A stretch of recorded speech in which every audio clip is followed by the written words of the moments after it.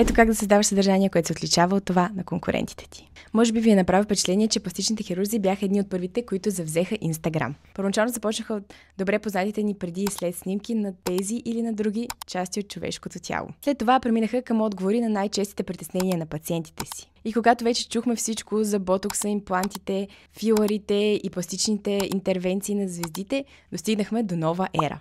В новата ера, за да се отличиш от конкурентите ти, е добре да създаваш съдържание, което да заслужава да бъде споделено в груповия чат.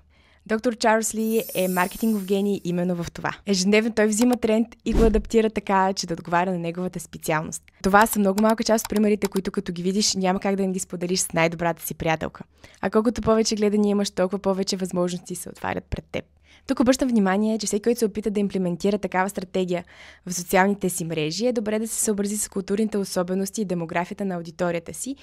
Доктор Чарлз Ли е собственик на клиника в Беверли Хилс и има десетилетия опит зад гърба си. Той може да си позволи подобна реакция публично. Ти вероятно не можеш.